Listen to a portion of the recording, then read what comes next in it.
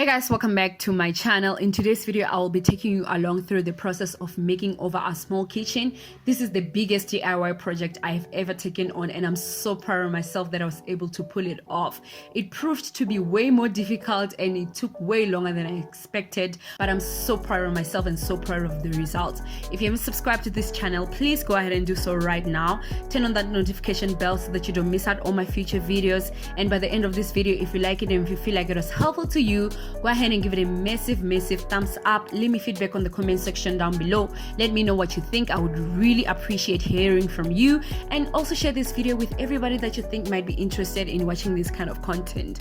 Without any further ado, let's get right into the video. So the first thing that I did was to make sure that I label all my doors, because I didn't want to make a single mistake. I wanted to make sure that every single door goes right back to where it was.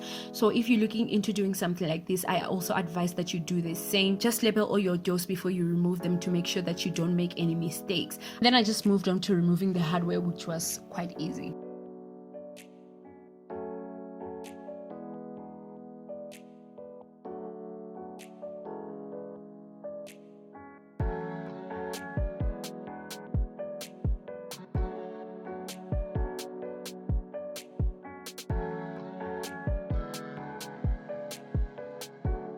Now I needed a bit of help when it comes to removing the cabinet doors because they were super heavy, so I just got my boyfriend to help me with that. I wanted to remove them because I also wanted to paint inside the cabinets because they were starting to look yellow, old and dated, and I also figured that cleaning the cabinet doors would be much easier if they were removed.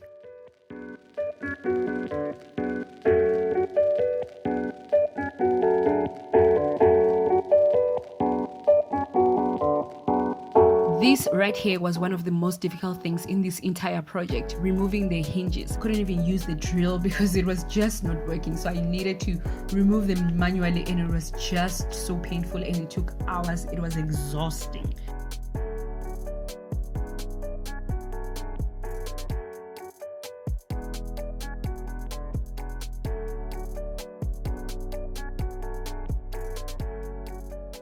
Shoot, removing these hinges is a lot of work. I think they're very difficult to remove.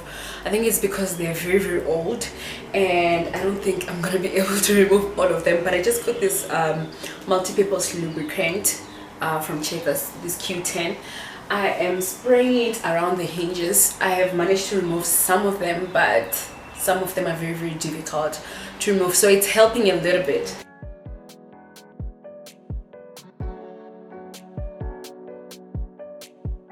After all those hours of struggling, I then moved on to cleaning the cabinet doors. I used your normal dishwasher and Handy Andy and this oil soap that I got from Pick and Pay. I mixed them all together because I wanted to make sure that all the grease was out and there was no like dirt or grease left on the cabinet doors. As you can see, I'm thoroughly cleaning my cabinet doors. This helps a lot when it comes to painting, because I think the most important thing when it comes to painting is preparation. You want to make sure that you clean whatever you want to paint properly. You do all the proper preparation before you start painting. Painting is the easiest, but that whole cleaning process I think is the most difficult part.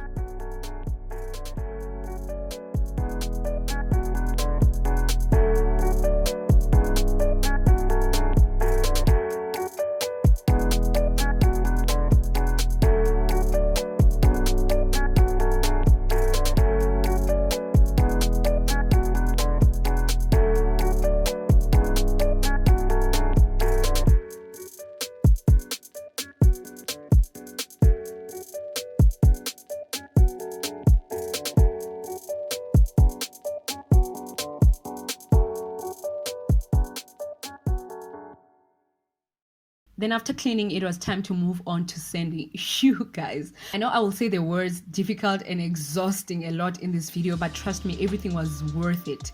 You will see right at the end. I feel like if I had to do it again, I would. I used a 180 grit sandpaper to sand. I didn't want to use anything that would be harsh on the cabinet doors or would damage the wood, so I used a 180 grit sandpaper. I would say though that I wished at this point that I had an electric sanding machine, because hand sanding is just a lot of work. So I would advise that if you're looking into doing something like this, if you can get an electric sanding machine, you must get one, because this whole process right here is no child's play. It's a lot of work.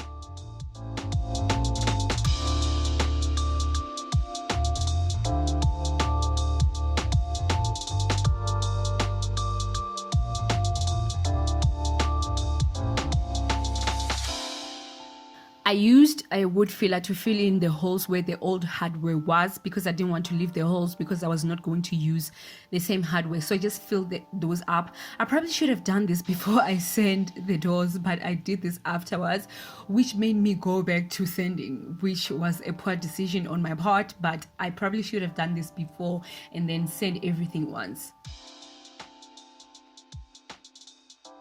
As you can see, these are oak cabinets and they have a lot of grains. They show a lot of grains. So I needed to fill up these grains, because no matter how many layers of paint you put on oak cabinets, they're always going to show grains. So I got this Rustin's grain filler and I mixed it with turpentine. It says on the instructions that you must mix it with mineral spirits, so I mixed it with turpentine. I'm not sure about the consistency of my mixture though. I think it was supposed to be thicker, but mine was very, very thin. I just made sure to go against the grain lines when I was applying the mixture on the cabinet doors, so that the mixture could be fully absorbed in the grains.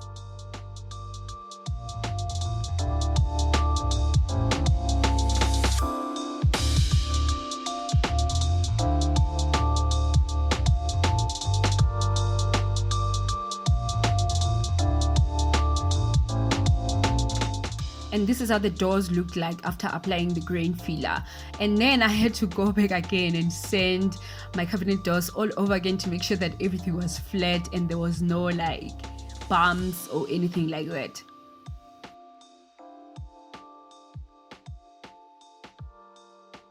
You guys, as you can see, I used anything that I could possibly find in the house to put the cabinet doors on. Pots, everything. I just used pots, boxes, everything. This primer right here is the Plascon tile and melamine primer. I was advised to use it. I will leave the link to it on the description box down below. You can find it at Leroy Merlin, Chamberlain's, Builders, and I'm sure you can find it at any hardware store. I did 2 coats of primer because I wanted full coverage, and I did the whole lightly sanding in between all the coats that I did. That includes the top coats. So I did 2 coats of primer and I did 2 coats of the top coat.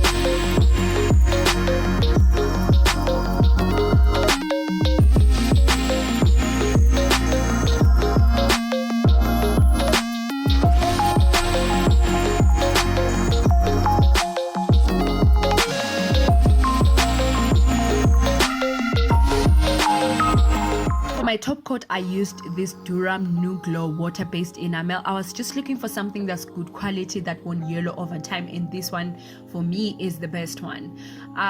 When it comes to using it, you just have to follow the instructions at the back. They have the instructions, all the instructions that you will need at the back. You just have to read through. I think the curing time for it in between coats is like 6 hours. The recommended curing time is like 6 hours, but for me, I allowed my coats to like cure for a little bit longer because I just wanted the best results.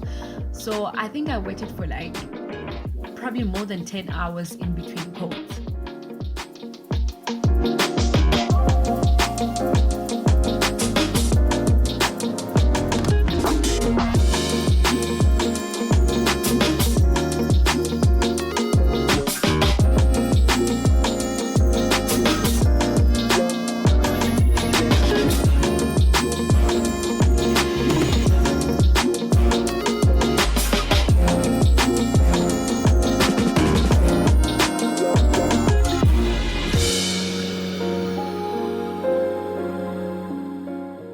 Now I couldn't find the gold hardware that I was looking for, so I just opted for these black ones and decided to paint them with this Rust-Oleum metallic paint plus primer in one, and they turned out just okay. I don't think I did a really good job with painting them because I had never spray painted anything in my life.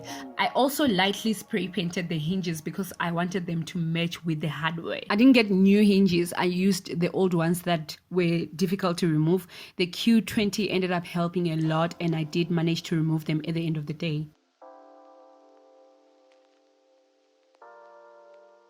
Now this last year was the last thing I did, and it took me the longest, to be honest, because I decided to paint the inside of the cabinets as well, because they were now turning a bit yellow and they were just not matching. So I decided to paint them on the inside.